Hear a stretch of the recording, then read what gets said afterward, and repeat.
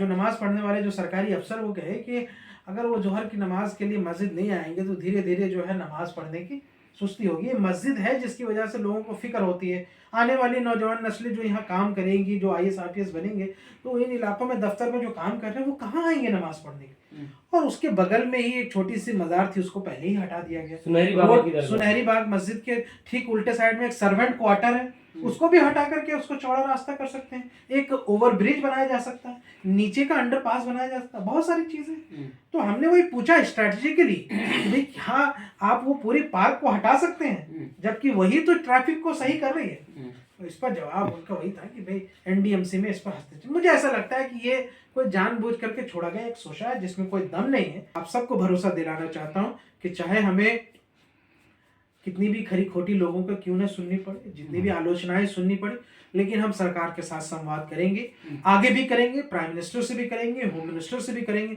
और जो भी मुद्दे आने वाले समय में, चाहे हमारे बच्चों के जो जेलों में बंद है इतने बरसों से और कोई ऐसा समाधान नहीं निकल पा रहा है, उस विषय में भी अगर सरकार से डायलॉग करने की बात आएगी तो इंशाल्लाह हमारी डेलीगेशन इसके लिए तैयार है। पढ़ने के लिए वो कहीं जाने का और कोई जगह नहीं है, वो एक मस्जिद है। और उन्होंने हमसे मुतवल्लिन ने कहा, जो नमाज पढ़ने वाले जो सरकारी अफसर वो कहे कि अगर वो जोहर की नमाज के लिए मस्जिद नहीं आएंगे तो धीरे धीरे जो है नमाज पढ़ने की सुस्ती होगी। ये मस्जिद है जिसकी वजह से लोगों को फिक्र होती है। आने वाली नौजवान नस्लें जो यहाँ काम करेंगी, जो आईएएस आईपीएस बनेंगे, तो इन इलाकों में दफ्तर में जो काम कर रहे हैं वो कहाँ आएंगे नमाज पढ़ने के। और उसके बगल में ही एक छोटी सी मजार थी, उसको पहले ही हटा दिया गया। सुनहरी बाग मस्जिद के ठीक उल्टे साइड में एक सर्वेंट क्वार्टर है, उसको भी हटा करके उसको चौड़ा रास्ता कर सकते हैं। एक ओवर ब्रिज बनाया जा सकता है, नीचे का अंडरपास बनाया जा सकता है, बहुत सारी चीजें। तो हमने वही पूछा स्ट्रेटेजिकली कि भाई हाँ आप वो पूरी पार्क को हटा सकते हैं, जबकि वही तो ट्रैफिक को सही कर रही है। तो इस पर जवाब उनका वही था कि भाई एनडीएमसी में इस पर हस्तक्षेप। मुझे ऐसा लगता है कि ये कोई जानबूझ करके छोड़ा गया एक सोचा है जिसमें कोई दम नहीं है। और इंशाल्लाह यहाँ से सरकार अगर इसको चाहेगी और सरकार के लोग चाहेंगे तो मुझे पूरी उम्मीद है कि राज्यपाल जी इसमें हस्तक्षेप करके इस मामले को हल कर देंगे। और आज जो इमाम साहब से बात हुई है हमारी सुनहरी मस्जिद की, उन्होंने बहुत खुशी जाहिर की और उनको बहुत इत्मीनान मिला इस बात को लेकर, वहाँ के मुतवल्लिन। और मैं आप सबको भरोसा दिलाना चाहता हूँ कि चाहे हमें कितनी भी खरी खोटी लोगों का क्यों न सुननी पड़े, जितनी भी आलोचनाएं सुननी पड़े, लेकिन हम सरकार के साथ संवाद करेंगे, आगे भी करेंगे, प्राइम मिनिस्टर से भी करेंगे, होम मिनिस्टर से भी करेंगे।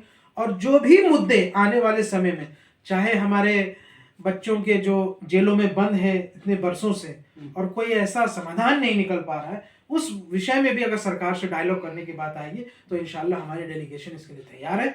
और हम इसमें मसले को बातचीत से सुलझाना चाहते हैं, ना कि किसी किस्म के यहाँ से सरपरस्त किसी हंगामे से। अच्छा शोएब भाई, जिस तरह आप आज गए आप लोग वहाँ पे सुनहरी मस्जिद के बातचीत करने के लिए, लेकिन दूसरी तरफ जो अयोध्या राम मंदिर का जो है प्राण प्रतिष्ठान हो रहा है, तो क्या देख रहे हैं? 22 तारीख को वहाँ पे प्राण प्रतिष्ठान होने वाला है।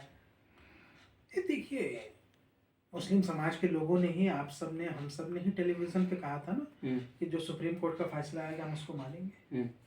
तो अब ये घटिया राजनीति क्यों?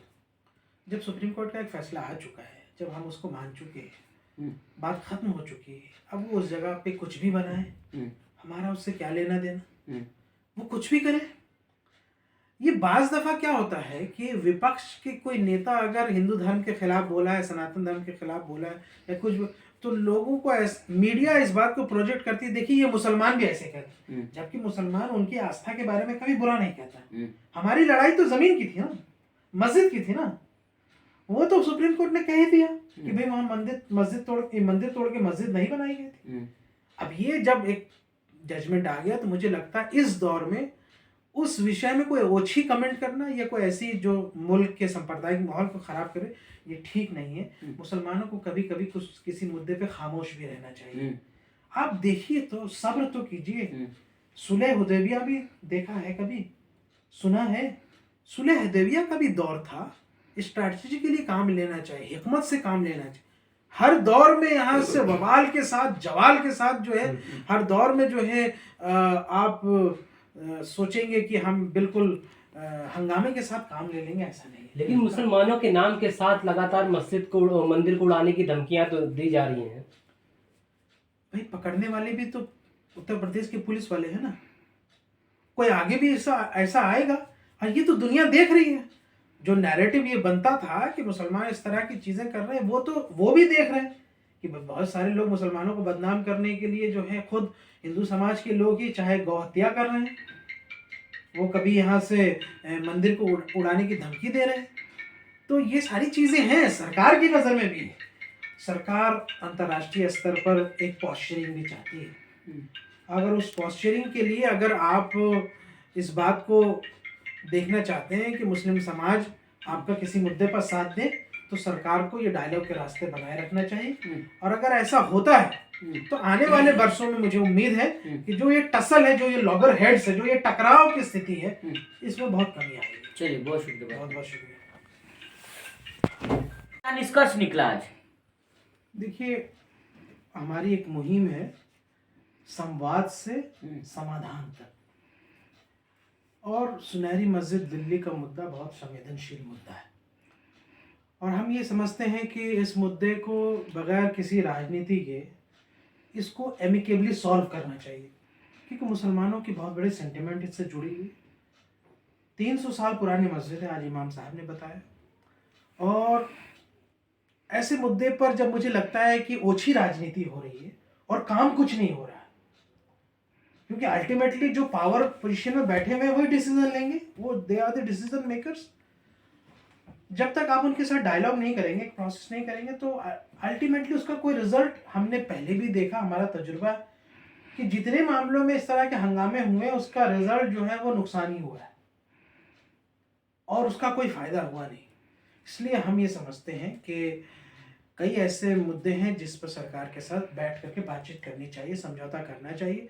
लिहाजा हमने ये इनिशिएटिव लिया और हमारे साथ मुस्लिम समाज के 2-3 और प्रबुद्ध व्यक्ति, मौलाना कादिर साहब और ताजुद्दीन अंसारी साहब, जो पूर्व ओबीसी कमीशन के नेशनल कोऑर्डिनेटर रहे राष्ट्रीय स्तर पर, ये तमाम हज़रात हमारे साथ मौजूद थे। और जब गवर्नर साहब से इस बारे में बातचीत हुई तो उन्होंने 1 घंटा इस पर हमारे साथ चर्चा की। और राज्यपाल, दिल्ली के राज्यपाल इतने व्यस्त अपने शेड्यूल के बावजूद भी 1 घंटे तक हमारे साथ मीटिंग की, तो इस बात का संकेत है कि वो बहुत सारी चीज़ें दिल से बातें करना चाह रहे थे। हम शुक्रगुजार हैं उनके, उन्होंने बहुत रिस्पेक्ट दिया और विस्तार से हमने सुनहरी मस्जिद के मुद्दे पे बातचीत की कि भाई उसके पास वहाँ पे जनरेटर भी है, ये दिल्ली मेट्रो का, वो पूरी पार्क का सिर्फ 20% हिस्सा में जो है वो मस्जिद बनी हुई है, तो क्या पूरी पार्क हटाएंगे या सिर्फ मस्जिद हटा देने से मसला हल हो जाए? क्योंकि ये तो हमें लगता है कोई न्यूसेंस है। और जब कोर्ट में मामला गया तो पता चला कि एनडीएमसी ने उसको रिलीजियस कमेटी को भेज दिया, जिसका कोई औचित्य नहीं बनता, क्योंकि मस्जिद की मैनेजमेंट जो है वक्फ बोर्ड संभालती है और एनडीएमसी जो है उसको यहाँ से वो दूसरी पक्ष है। तो वक्फ बोर्ड तो इस कोर्ट के मामले में वक्फ बोर्ड तो अब तक कोई पक्षकार ही नहीं बना। तो इसलिए जब ये बात हमें समझ में आई कि ये तो मामला बिल्कुल हवाई वाला है, तो हमने उनको एक प्रेजेंटेशन दिया, उसका एक सॉल्यूशन भी बताया, उन्होंने उसको इकरार किया और माना। और उन्होंने आश्वासन दिया हमारे डेलीगेशन को कि मस्जिद के मामले में आउट ऑफ द वे जाकर के वो उसको हल करेंगे। और एनडीएमसी चूंकि उनके क्षेत्र अधिकार में आता है तो उसको डायरेक्ट करेंगे, इंटरवीन करेंगे इंशाल्लाह।